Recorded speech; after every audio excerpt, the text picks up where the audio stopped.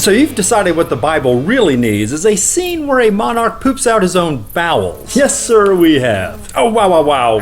Wow. I know, right? I'll admit, we were dubious about including such a revolting image at first too, but now we're convinced that Larry's methamphetamine-enhanced mind has come up with an absolutely iconic scene, sure to resonate with our followers for millennia. Do you really think that's going to happen? We'll never know unless we give it a try, wouldn't you say, sir? I don't know if I would. Anyway, we'll come to our amazing bowel prolapse scene soon enough, but for now we've got to rehash this next batch of kings in some sort of order, by all means. So, remember the Jeroboam-Rehoboam story from 1 Kings? How could I forget? Those irritatingly similar sounding names were very confusing. Glad you enjoyed that story, sir, because we're doing that again, if you must. I must, and I did. Wow. In fact, it was so fun watching you confuse those names the first time around, we've decided to double down on the mayhem. Oh, good idea. Get this, we've retroactively added in this king named Uzziah. Uzziah, okay. And sometimes we're going to call him Uzziah, but other times we're going to call him Azariah. Oh, are you now? Yes, sir, it's going to be a hoot. Well, great. Waffling between those two different names for the same person should be very helpful in bringing us closer to God. Yeah. What else have you got in mind to improve the reader's comprehension of God's holy word? So we've got another two kings, Joram and Jehoram. Joram and Joram? No, Joram and Jehoram. Ah, okay. And one is a king of Judah, while the other one is a king of Israel. Which one is the king for which nation? Believe me, it doesn't matter. Why not? Because not only do their names sound alike, but they're interchangeable as well. Are you telling me both of those kings are addressed by both of those similar yet slightly different names? Yes, sir, I am.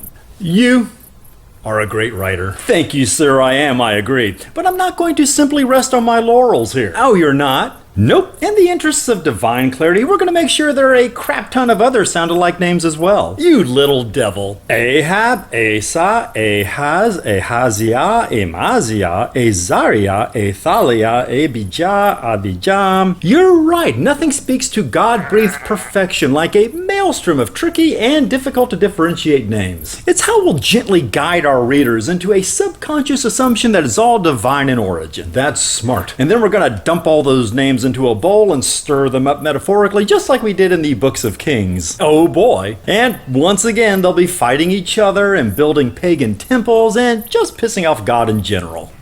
In fact, it's also hilariously repetitive and predictable that we're going to describe this ridiculous mess in the very bluntest of terms. Oh, I can't wait to hear how artfully you word that. Try this on for size. One nation was being crushed by another, and one city by another. Very on the nose. Because God was troubling them with every kind of distress. Oh, God is troubling them with every kind of distress, is he? Oh, hell yeah. God is so good. Always. So with God bedeviling his precious children, they must be getting the message that they need to knuckle under. You'd think so, but most of these kings unilaterally decree which God their nation is going to follow. And when they don't pick Yahweh, the resulting detestable idol worship usually leads to God bringing down a holy ass-kicking on the people. And this happens over and over and over again, just like it did in Kings. Over and over and over again, yes sir.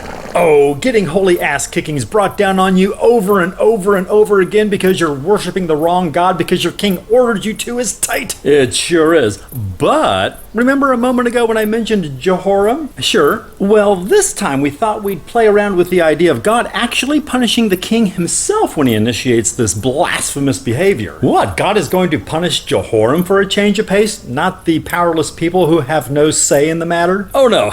No, you misunderstand me. Oh, no. Of course God is going to punish the innocent members of Jehoram's family. Oh, good. But he's also going to see how focusing punishment on the actual transgressor works out. Transgressor? What? Is this a trans thing? What? Oh God, no. Is there such a thing as a cisgressor? It has nothing to do with that. A transgressor is just another word for a sinner or a culprit or an offender. It has nothing to do with trans stuff. Huh. Jesus, work on your vocabulary sometime, why don't you? I guess I should have known that trans issues aren't a thing yet in these ancient barbaric times. It's so weird when you do that. Fine, moving on. So God picks Jehoram, the actual transgressor, to be the recipient of the special, directly targeted disciplinary measure? He does. He has Elijah tell Jehoram, "You yourself will be very ill with a lingering disease of the bowels until the disease causes your bowels to come out." Ugh. And holy crap. Oh! Wow. This must be the origin of that idiom. What are you talking about? Holy crap? Oh, I see. I mean, this bowel prolapse is decreed by God, so it's holy, obviously.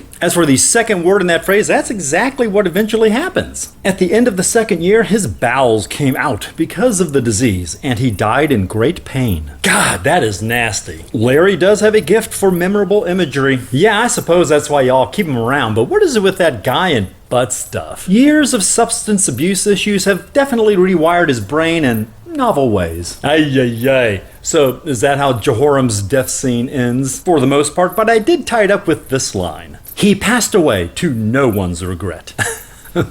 Perfect. Thank you, sir. Hey, you just mentioned Elijah for the first time in a while. Oh, I did, didn't I? He and Elisha were a big part of 1st and 2nd Kings. I assume you're going to be repeating their stories now, too? Actually, I won't be.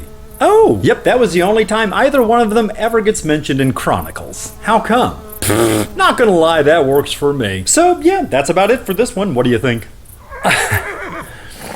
The bowel prolapse. What about it? I don't know if such a hideous cause of death should be memorialized or monetized. Oh, don't be such a big baby. This could be a real moneymaker for us. I mean, it's one thing to keep the memory of a person alive for one reason or another. Oh yeah, as a cautionary tale would be the raison d'etre of this one. Raison d'etre? Is that French? Oh oui. You realize French doesn't really exist yet, right? Désolé, c'est moi. Anyway, I can't help but think of that scene you wrote about the death of another king back in Joshua, the king of Ai. Yes, that's the one. He's the guy Joshua impaled, right? He is. Now, you didn't try to memorialize that gruesome scene, did you? No, obviously that would be ridiculous. Good. I see no positives arising from the inclusion of torture implements in our iconography. Oh, totally. That would be so inappropriate. Can you imagine?